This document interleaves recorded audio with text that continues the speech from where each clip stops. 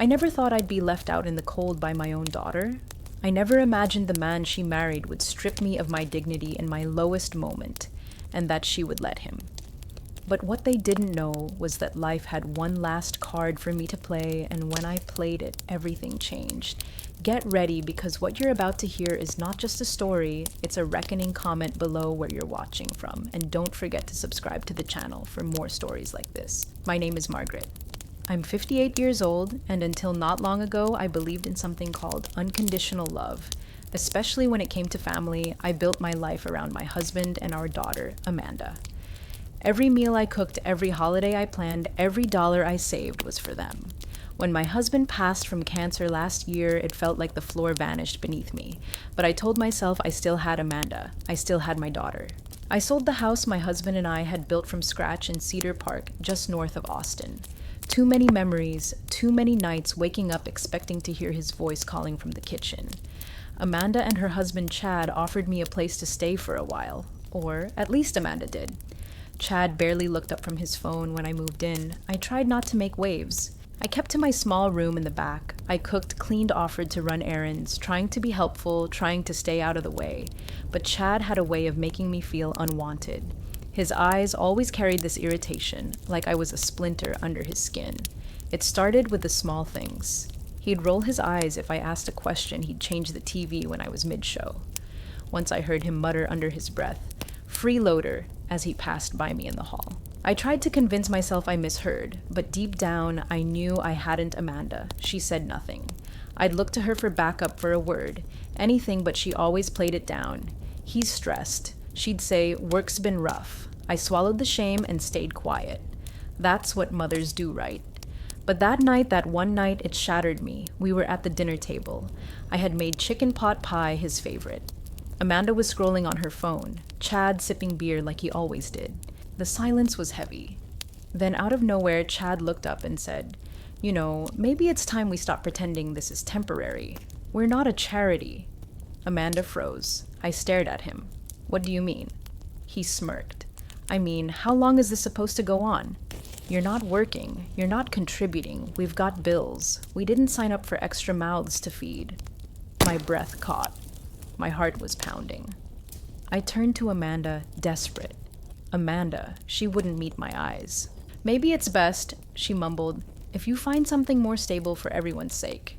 Everyone's sake. I didn't scream. I didn't argue. I stood up, walked to my room, packed my things.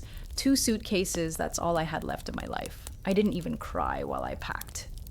The tears came later when I stood outside their building, the wind biting through my coat, and realized I had nowhere to go.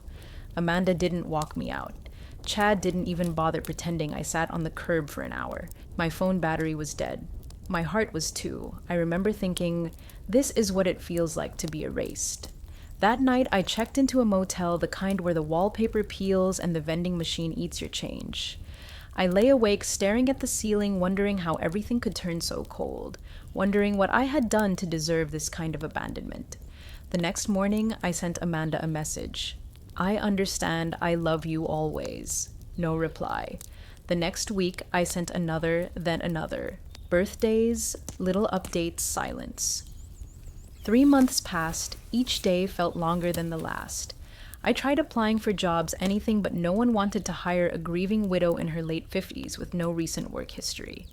I considered cleaning houses, babysitting, but my body didn't move the way it used to. The loneliness, it was suffocating, and worse than that, the shame I had given everything to that girl. How could she turn her back so easily one evening as I was going through a box of old family keepsakes trying to feel close to something? Anything, I found it in my mother's old diary. I hadn't read it in years, maybe never, but something pulled me to it. I sat on the edge of the motel bed, turned the pages, and that's when I found it a name, a truth, a secret that changed everything. I remember the moment clearly. My hands shook, my heart raced, because suddenly I wasn't just the mother who got kicked out, I was someone else entirely. And for the first time in months, I smiled. They took everything from me, but they had no idea what was coming. After that night, the days blurred into each other like gray watercolors bleeding on a wet canvas. The motel room smelled of stale air and distant cigarettes. The buzzing hum of the vending machine outside my door became a lullaby of defeat. I stayed quiet. I didn't cry every night, but when I did, it was quiet. The kind of crying where your whole body trembles, but you keep it inside because no one's coming to comfort you. I texted Amanda again on the fourth day, a simple message. I'm okay, just wanted to know how you are. No reply. I tried again 2 weeks later, just a heart emoji, nothing. I told myself she was busy, that she'd come around, that Chad must be twisting things. But as the weeks rolled on, that hope started to rot inside me. My money was thinning. I tried getting part-time work, grocery stores, front desks, even a diner down by the highway. But I was either overqualified or not a good fit, which is just polite code for too old and too tired. One night, I sat on the floor of that room, sorting through the only box I had brought with me that wasn't clothes. It was a dusty memory box from the house, some old photos, a few letters, and tucked at the very bottom a small leather-bound book, my mother's diary. It surprised me. I don't remember packing it. I almost put it back, but something about the way the leather felt in my hands made me pause. I lit the old lamp on the side table and opened the first page. Her handwriting hadn't changed from the notes she used to slip into my lunchbox as a kid, looped neat always in ink. At first, it was ordinary stuff. Weather, church, complaints about grocery prices. But then I got to the entry dated June. He came again today, said he wished things were different, that he wished I could be his wife, but he has a family, a business, a name to protect. Margaret will never know. She must never know, I just pray. One day, she understands how much I loved her, even if she was born out of mistake and desire. I read it twice, then again. She must never know. My breath caught in my chest. I flipped further, entry after entry, hints, memories, meetings at hotels, small cash payments she tried to refuse but needed desperately. She never named him in full, only initials HJS. But then another entry where he said he'd made arrangements that if anything ever happened to him, he'd ensure Margaret had something, a part of what he built. It won't be official. Of course, it's too dangerous, but he promised me a trust, a letter. He said his lawyer, Mr. Goldstein, would know. That name, it hit me like a punch to the stomach. Goldstein, I'd seen it before. It took me 2 days and several online searches from the motel's shared computer, but I found him, Leonard Goldstein, retired estate lawyer, still listed under a private firm in Dallas. I didn't call. I couldn't. My hands trembled too much. Instead, I sent a letter, a real handwritten letter explaining who I was, who my mother was, and begging for a conversation. 2 weeks later, I received a call. I remember the way his voice cracked when I mentioned my mother's name. He knew her, not just professionally, personally. I always wondered if you'd reach out someday. He said, "There's something you need to see." I took a Greyhound to Dallas the next morning, my suitcase half-packed, just in case he turned out to be some scam artist. But when I walked into that quiet office filled with old books and even older silence, I knew it was real. He handed me a sealed envelope, yellowed, fragile. It was from Harold James Sterling, the founder of Sterling Energy, one of the biggest oil firms in Central Texas. A man I'd seen in newspaper clippings all my life, a man with a family, a reputation, a legacy. The letter was addressed to my daughter, Margaret Louise. I couldn't read the whole thing in one go. I cried before the second paragraph. He admitted everything: the affair, the regret, the silent love, and then the promise. In the event of my death, I have insured a portion of my personal assets, untraceable through my estate, are to be delivered to you via Mr. Goldstein. You are my blood, and though I was too much a coward to claim you in life, I claim you now in death. Mr. Goldstein slid a folder across the table. Inside bank accounts a modest investment portfolio, ownership papers, titles. The total value a little over $1 million. I stared at the papers, then at him. "This is real," I whispered. He nodded. "It's yours, always was." My heart thundered, not because of the money, but because for the first time in my life I felt chosen. Seen. I didn't scream or laugh or break down. I just sat there, quiet as a whisper, letting the truth wash over me like a long-awaited rain. That night in my motel room, I didn't sleep. I stared at the ceiling like I had for months, but this time with a smile creeping onto my face. They thought they discarded me. They thought I was done. but they had no idea I wasn't broken. I was just getting started. I didn't go back to Austin right away. Something inside me had shifted permanently. I wasn't just Margaret, the forgotten mother. I was someone new now, someone who had been lied to her entire life and finally saw the truth. For the first time in months, maybe years, I wasn't drowning in shame. I was breathing in clarity. I stayed in Dallas for a few more days, just walking through neighborhoods, sipping coffee in silence, watching people live their lives, people who hadn't been tossed aside like I had. And for the first time, I didn't envy them. I studied them. I wondered who among them wore smiles that masked heartache, who had been betrayed, who had clawed their way back from being invisible. Leonard Goldstein didn't just give me the inheritance, he gave me time. Time to process, time to understand what I now held in my hands. It wasn't just wealth, it was power, and I had no idea what to do with it. But grief has a way of becoming fuel when you've been humiliated enough. When I returned to Austin, I didn't go back to the motel. I booked a short-term rental downtown just off South Congress. Clean, modern, quiet, the kind of place Amanda and Chad would never imagine me affording.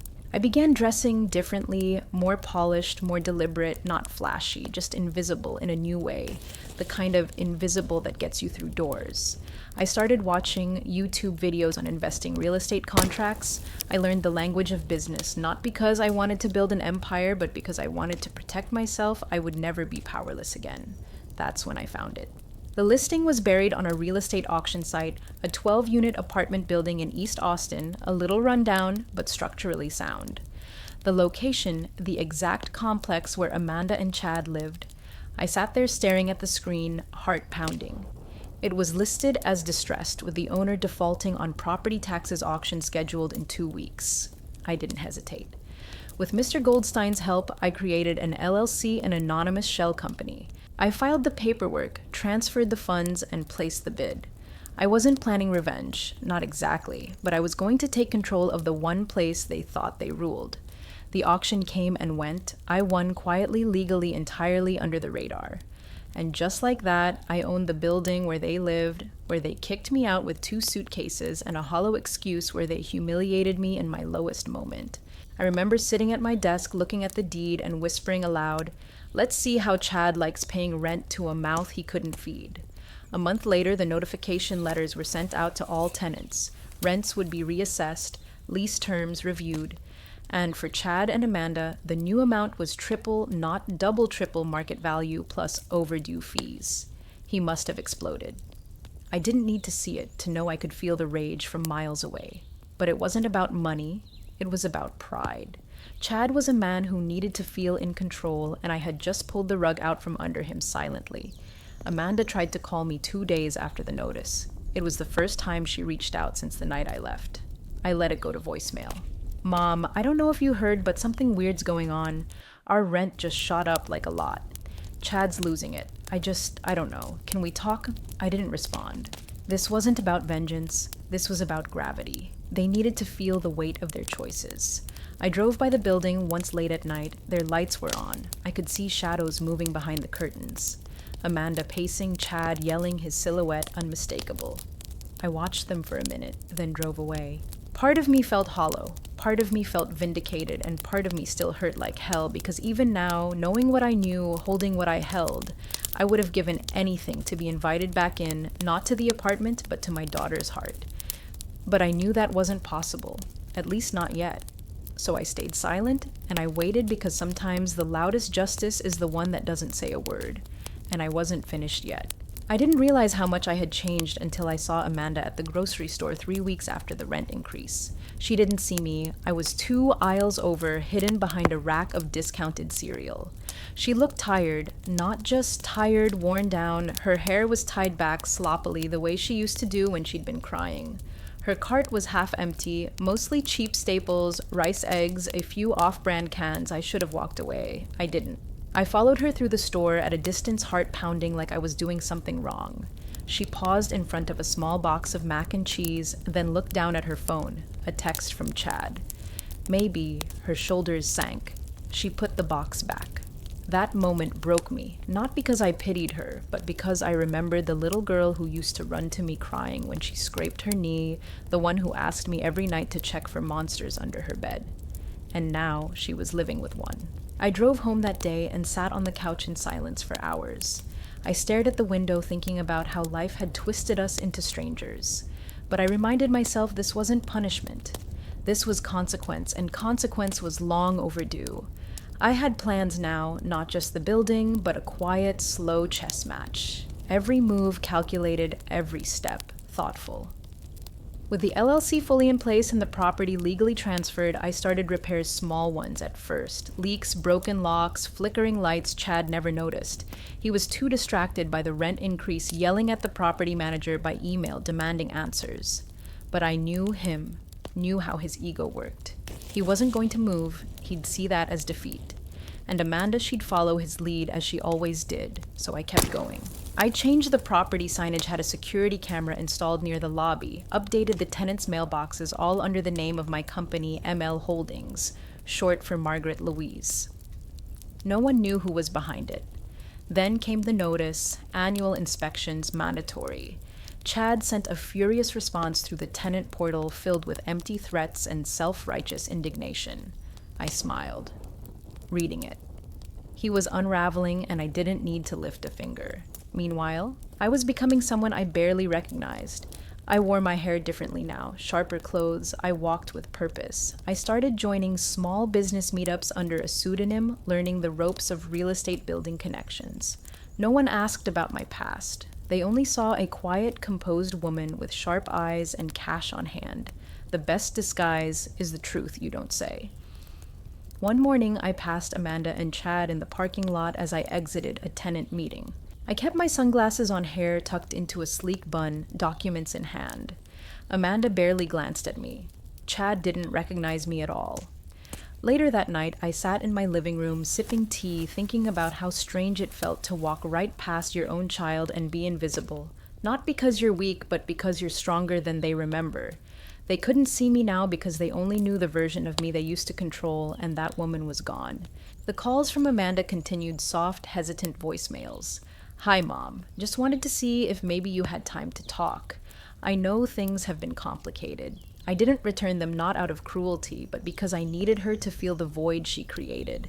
And every time I felt doubt creep in, I opened my mother's diary. I read those words over and over again. Margaret will never know. She must never know. But I did know now, and with that knowledge came a kind of armor no one could tear through. I was no longer the woman begging to stay under their roof. I was the woman who owned it. I always believed revenge wasn't about getting even. It was about balanced justice without fire, a correction, not a war. But when I saw the email response from Chad after he received the notice of his rent increase, I'll admit a small flicker of satisfaction lit inside me. Subject, rent increase. This is absolutely unacceptable. This must be a mistake. Tripling our rent. That's extortion. I demand to speak to whoever owns this dump. We've lived here for 3 years and never been late once. This is robbery. He signed it. Chad D. Harmon, like his name meant something. I read the email 3 times, then forwarded it to my property manager with a simple note. Please respond using standard clause C regarding market rate adjustments. No special exceptions. Chad wasn't just angry. He was stunned. His arrogance never made room for the idea that someone could outmaneuver him. He'd become so used to being in control that the idea of answering to a faceless landlord drove him mad. Amanda tried calling me again that same night. The voicemail was different. No pretense. "Mom, I know you're not picking up, but I really need to talk to you. Things are rough right now. Chad's upset. He's taking it out on everything. We're trying to figure things out. I miss you. I do." Her voice cracked at the end. For a moment, my fingers hovered over the screen. I could call her back. Tell her it would be okay, that I'd fix everything. But I didn't, because it wasn't okay. And I couldn't keep fixing the messes she helped make. Amanda had let him throw me out like I was nothing more than a bill they couldn't afford. And now that the pressure was on her, she remembered how to dial my number. No, let her sit with the silence a little longer. The next week, I authorized additional upgrades on the property, new exterior paint, hallway lighting, landscaping improvements. Chad's rent wasn't just a punishment. It was funding improvements for the other tenants. That was the irony. Everyone else benefited. He just couldn't see it. He began leaving angry notes under the office door. The water pressure sucks. Trash is piling up. If this is what we're paying for, it's a joke. Every note went unanswered. Amanda stopped leaving messages. She started texting instead short ones. Hey, can we talk? I really need you. Then silence again. Meanwhile, I watched the bank statements roll in. ML Holdings was stable, profitable, even.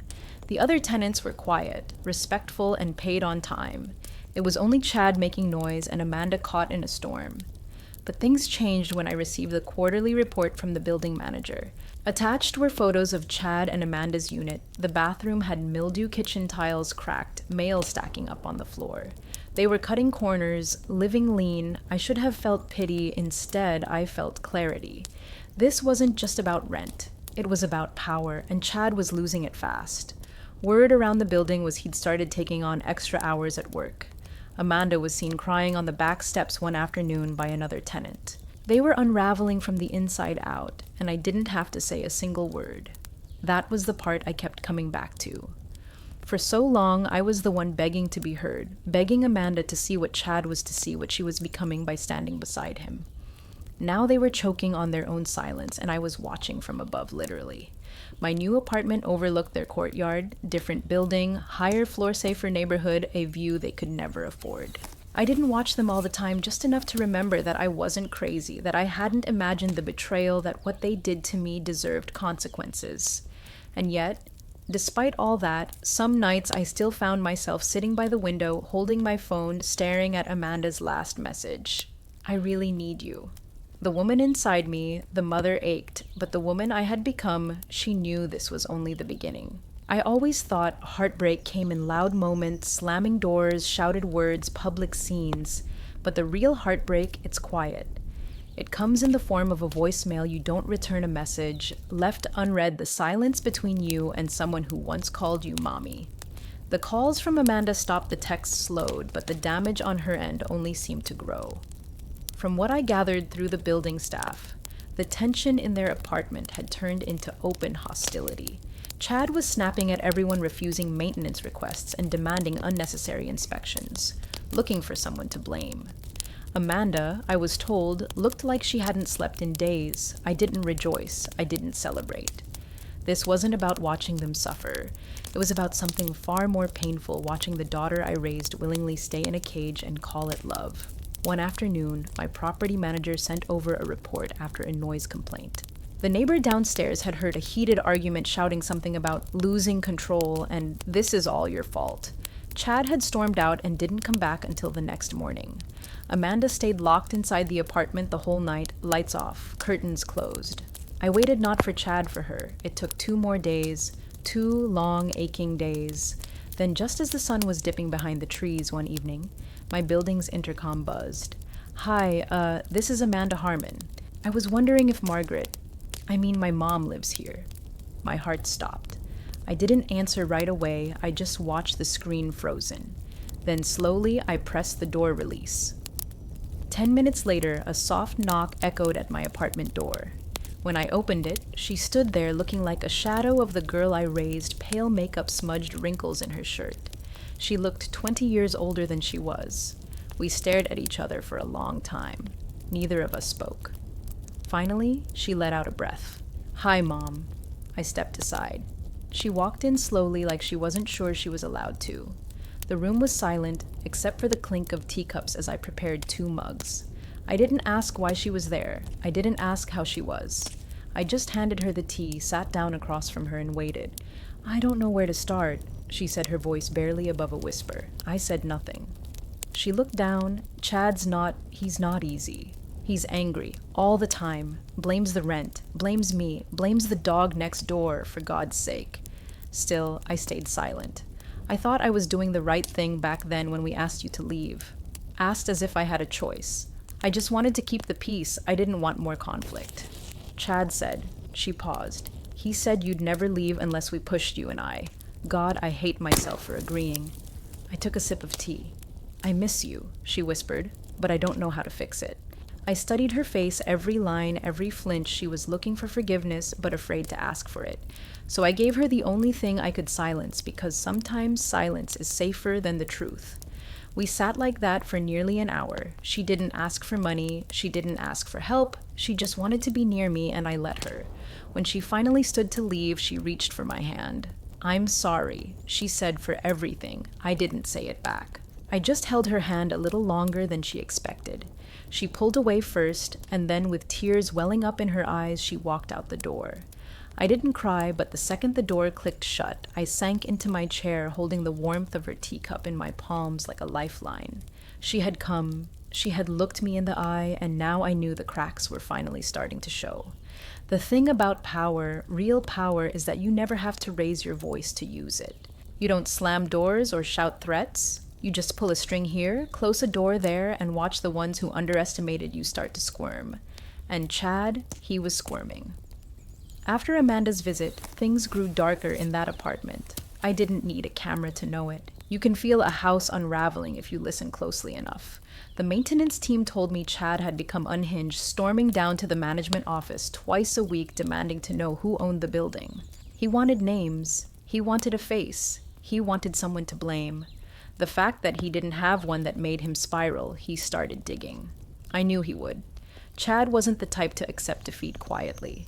I'd seen the way he used to search Amanda's phone when she took too long at the store, the way he checked her receipts, commented on how long she took to run errands. Possessive didn't even begin to cover it. So when he started poking around for the name behind ML Holdings, I was ready. He started by trying to look up the LLC standard, but my lawyer had filed everything through a privacy trust, no names, no leads. Then came the phishing emails to my property manager pretending to be a tenant, asking who owns the building, sloppy, desperate. He even called the title office, pretending to be a lawyer representing another property. The clerk flagged it and reported it straight to us. And when those routes failed, he turned inward. Amanda. I don't know what happened exactly, but one of the neighbors called the management office and asked if someone could check on the Harmons. She said she heard glass-breaking raised voices, the kind of anger that doesn't just come from bills, it comes from fear. The maintenance man went up there. No one answered, but through the door he could hear Chad pacing, muttering Amanda, crying. The silence afterward was heavier than the yelling. A few days later, I received a strange envelope. No name on the outside, no return address. Inside a note. I know what you're doing. You think you're clever, but you don't scare me. I'll find out who you are, and when I do, you'll regret it. No signature, but I recognized the handwriting Chad wrote like he spoke angry, uneven pressing too hard on the paper. I sat there with the letter in my hands, heart thudding not out of fear, out of memory, because it took me back to the moment he stood in that kitchen and looked me in the eye like I was dirt beneath his feet, the way Amanda stood beside him, not just silent, but complicit. And now he was the one grasping at shadows, choking on uncertainty, screaming into the void. It was poetic, but it was also dangerous. So I doubled down. I had my lawyer contact building security. We installed more surveillance, discreet legal routine. I made sure the other tenants were protected. The building wasn't going to fall apart because one man couldn't handle the weight of his own cruelty. And Amanda, she didn't call again, but I heard from the building manager that she'd been walking to work. Her car had been sold. Their utilities were being cut back, lights off by 8 p.m., no heat some nights. The cracks weren't just in their relationship, they were in their survival. And yet, through it all, I kept my distance because this wasn't about revenge. It was about resolution, letting Chad's world shrink until he realized how small he really was, and letting Amanda decide. Would she stay in the cage or find the key I'd placed right in front of her? I knew she wasn't ready yet. But the walls were closing in, and secrets have a way of leaking through cracks. I didn't expect the knock on my door that night. It had been quiet for days. No emails from management, no voicemails from Amanda, no more anonymous threats, just silence, the kind that feels like a storm, crouched in the distance waiting. But when the knock came soft and slow, something in my chest tightened. I opened the door. Amanda stood there, soaked from the rain, a grocery bag clutched to her chest like it was the only thing keeping her upright. Her eyes were red and her mouth opened, but nothing came out. She looked like she had run out of words days ago. I stepped aside. She walked in, slowly dripping water on the hardwood floor. I handed her a towel and we moved without speaking. I warmed the kettle, poured 2 mugs of chamomile tea. She sat on the edge of the couch like she didn't want to stay long, like she didn't deserve to, and maybe she didn't. She stared into her cup eyes hollow. "He's not who I thought he was," she said finally. I stayed quiet. I mean, I knew, part of me always knew, but I told myself it was stress, that he just needed support, that if I was patient, he'd come around. Still, I said nothing. She looked up, her voice trembling. "He thinks someone's targeting us. He's obsessed. He's been going through my phone, my emails. Last week, he followed me to work, said he was making sure I wasn't involved." A shiver ran through her, and not from the cold. "He asked if I was hiding something, if you were hiding something." That caught my breath. She didn't wait for an answer. "I told him I hadn't spoken to you in weeks, that I didn't even know where you were." She paused. But that was a lie. I met her eyes for the first time. "I found your building listed in a security notice, same management company. I figured it out. It wasn't hard." Of course it wasn't. Amanda was smart. Always had been, but smart doesn't always mean brave. And now she looked like someone who had finally opened her eyes and hated what she saw. I didn't speak. "Not yet. I miss you," she whispered, "but I don't even know how to be around you anymore." My hand tightened around the mug. "You left," she said, voice cracking, "and I let you. I let him push you out." Finally I spoke. "No, Amanda, you didn't let him. You stood with him." That stopped her cold. She blinked, her lips parted slightly, like she wanted to deny it to defend herself, but there was nothing left to defend. I stood up, walked to the window, stared out into the night. "I begged for your voice that night. I said, just one word, just one, and you stayed silent." Behind me, I heard her exhale a quiet, broken sound. "I didn't think it would get this bad," she said. "I thought I could manage him." "You can't manage a man like that," I said softly. "You survive him, or you leave him." She didn't respond. She didn't have to. We sat in silence for a long time, two women who shared blood but not trust. Not yet. Maybe never. When she finally stood to leave, she set the mug down carefully, her eyes rimmed with unshed tears. "I don't expect forgiveness," she said. "I just needed to remember what it felt like to be safe." I walked her to the door. She paused, then turned back suddenly and wrapped her arms around me. I didn't return the hug at first. Then I did, but gently, cautiously, like someone trying to hold a memory without letting it slip through their fingers. When she pulled back, she didn't say goodbye. She just looked at me one last time and left. And as the door closed behind her, I felt something shift deep in my chest. Not forgiveness, not yet, but the faintest flicker of something that might one day grow into it if she let it. The invitation went out on a Tuesday morning, quietly, professionally, without fanfare attendance meeting to discuss upcoming building renovations scheduled in the common room. The following week, mandatory attendance questions. Welcome. I knew Chad would be there. I knew he wouldn't be able to resist. He wanted a name, a face someone to point a finger at. He had no idea he'd be walking right into the hands of the woman he discarded like a broken appliance. The day of the meeting, I arrived early. I wore a charcoal gray blazer and dark jeans, simple, elegant, unrecognizable. My hair, now in soft waves, brushed my shoulders. I looked nothing like the woman who once begged for a sliver of dignity at Amanda's kitchen table.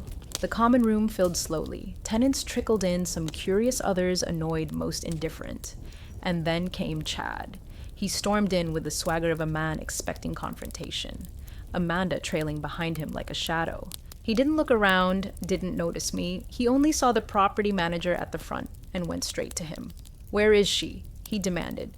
"I want to speak to the person in charge today." The manager remained calm. "All questions will be addressed during the presentation." Chad scoffed. Amanda looked down at her shoes. I sat near the back, silent. The presentation began routine announcements, upgrades, timelines, the new security system, the updated landscaping, the improved insulation, practical changes, smart decisions, all funded in part by the very rent Chad had so bitterly protested. Then the manager paused. "We'd like to thank ML Holdings for their commitment to revitalizing the property and prioritizing tenant comfort. The owner is here today, should anyone have questions." I stood up. The room turned. I walked slowly toward the front. Calm, steady, every step, a quiet drumbeat in my chest. Chad's face twisted in confusion, then disbelief. Amanda's mouth parted in shock. I turned to the room. "Good evening," I said. "My name is Margaret. I'm the owner of this building." You could hear a pin drop. Chad stood up so fast his chair scraped the floor. This is a joke. What kind of game is this? I looked at him. Really looked at him and saw the cracks he had tried to hide the sweat behind his collar, the puffiness under his eyes, the panic. No game, I said softly, just business. He took a step forward. You manipulated this. You've been behind this the whole time. You raised our rent. You're trying to ruin us.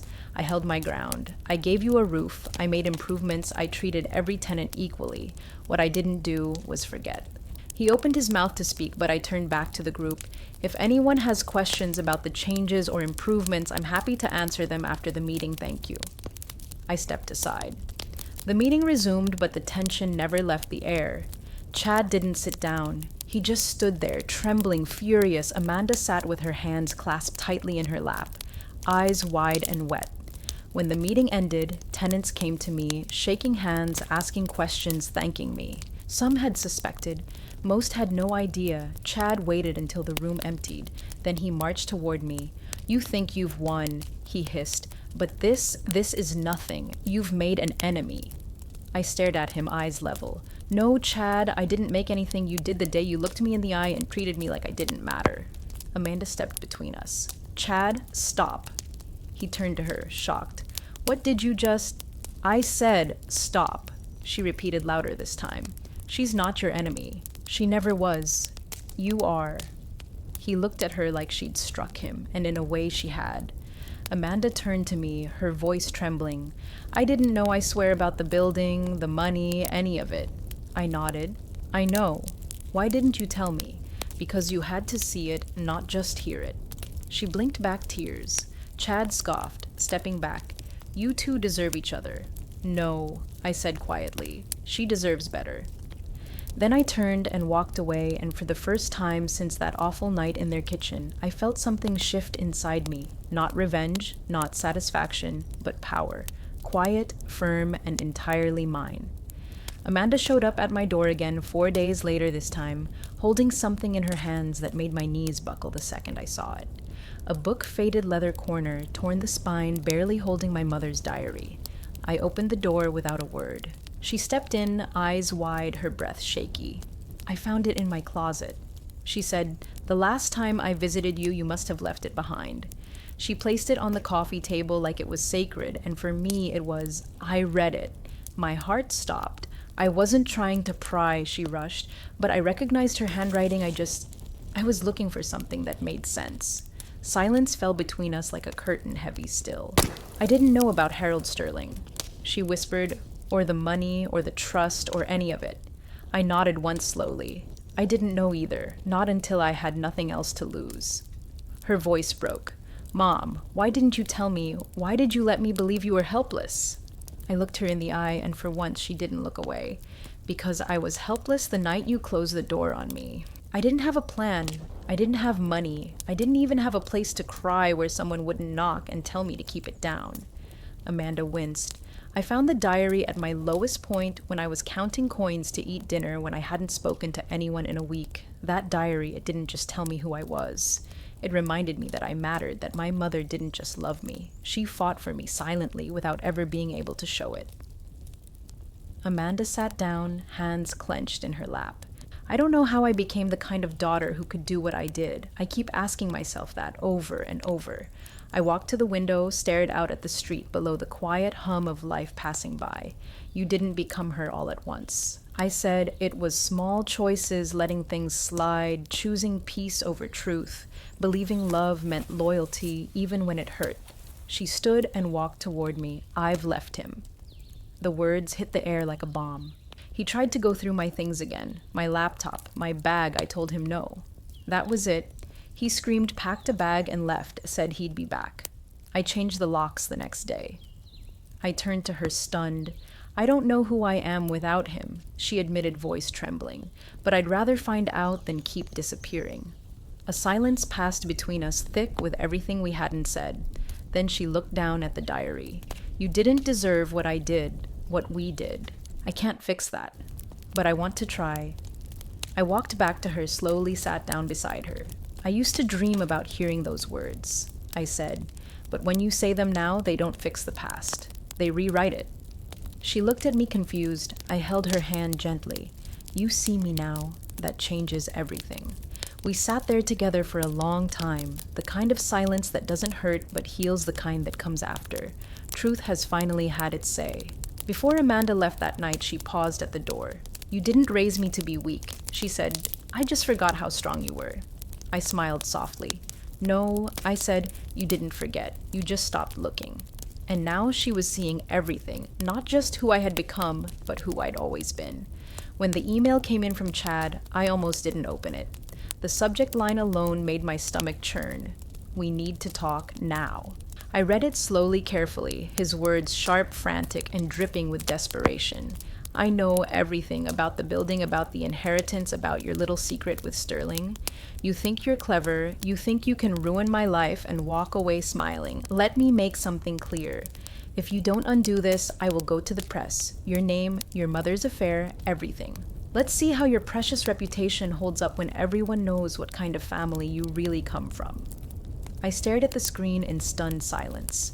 He had finally connected the dots somehow through Amanda, or his own digging he'd discovered the truth. But I wasn't afraid because I had planned for this moment since the day I bought the building. I forwarded the email to my attorney. By the next morning, Chad received a cease and desist letter. In it were records of every threatening message he had sent to the property office, the falsified documents he tried to submit under a fake law firm, and the tampered emails we had quietly traced back to his IP address. There were tenant complaints, maintenance sabotage logs, and even audio clips of his rants from public spaces around the building. We didn't need to press criminal charges. Just one defamation and harassment suit was enough. He panicked, and I knew it because Amanda called me 2 days later. He's gone, she said, her voice shaking. Packed up while I was at work, left a note saying he was being hunted, said you ruined his life. He ruined his own. I said quietly. Amanda was silent. Then, I'm sorry again forever for thinking he deserved my silence. You were scared, I replied. I've been there. Fear makes you small, but you don't have to stay that way. It wasn't long before Chad tried to retaliate, posting vague rants on social media implying corruption, betrayal. He never named names. He couldn't afford to. Not after the second letter from my attorney threatened legal action for every word he published. He went quiet after that publicly, at least. Privately, I knew he'd never forget the day he realized the woman he kicked out with 2 suitcases and a tired face now owned the roof over his head, the lease under his name, and the keys to every locked door he once slammed in mine. Amanda, on the other hand, was transforming. She moved out of the unit within a month, found a small studio near her job, started therapy, joined a community art class. She even painted something for me, an abstract of a phoenix in dark reds and golds. I hung it above my fireplace. We talked more often now, not every day, but when we did, it was real, honest, no more pretending. The last piece of the puzzle came in an envelope. Another letter, this one from Mr. Goldstein.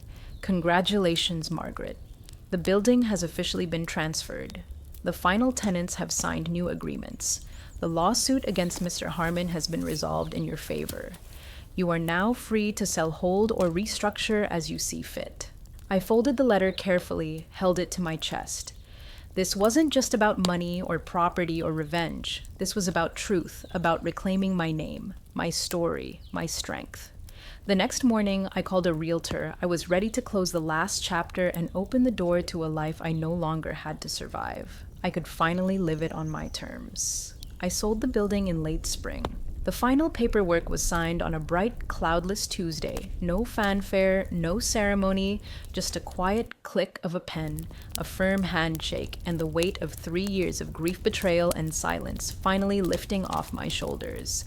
The money was wired to my account the next day, but I didn't celebrate. Instead, I wrote a check, a large one. Half of the proceeds went to a local shelter for women and children in crisis. The kind of place I wish I had known existed the night I stood on that curb with 2 suitcases and no one to call. I asked them to build a wing named after my mother, the Eleanor House. It was my way of honoring the woman who gave me strength and silence, who hid a lifetime of secrets so that I could one day discover the truth and become something more than what the world expected. The other half, I used it to buy a small house. It wasn't extravagant, just a charming little two-bedroom on the same street where I grew up in Cedar Park. Oak trees out front, a porch swing, enough space for quiet, for healing, for growing tomatoes if I ever felt like trying. The day I moved in, Amanda helped carry boxes. She didn't say much, neither did I, but after we finished unpacking, she sat beside me on the porch swing, legs tucked under her eyes, scanning the street like she was trying to recognize the girl she used to be. "I remember riding my bike here," she said softly, "before everything got complicated." I nodded. "You were always safe here." I told her. "I forgot how that felt," she whispered. We didn't talk about Chad. We didn't need to. His chapter had closed without a dramatic ending, just silence. He disappeared into a new city, a new job, probably a new lie, but not before signing a non-disclosure agreement and quietly dropping his threats. The last thing he wanted was another legal battle, or worse, for the world to see the truth about him. He was a ghost now. Amanda stayed for dinner. We made grilled cheese sandwiches and tomato soup like we used to when she was little. She laughed when she burned one side. I laughed when she tried to blame the pan. It was the first real laughter we had shared in years. That night after she left, I stood at the window, holding a cup of tea in both hands, watching the moonlight stretch across the front lawn, and for the first time in a long, long time, I said the words out loud. "I forgive you." Not to Amanda, to myself, because that was the hardest part, not rising from the ashes, but learning that I was never the fire they tried to extinguish. I was the spark they underestimated. They taught me that silence was weakness, but I learned how to weaponize it. They tried to erase me, and I became someone they could never forget. I sat down on the couch, opened the diary one last time, and tucked a note inside for Amanda to find someday. You don't need their love to be worthy. You don't need their approval to be strong. You only need the truth and to never, ever forget who you are. The clock ticked softly in the background. My tea grew cold in my hands, but my heart. It was finally warm. I didn't need to scream. I didn't need to win. I just needed to be who I was all along, and now, finally, I was home. Thanks for listening. Don't forget to subscribe, and feel free to share your story in the comments. Your voice matters.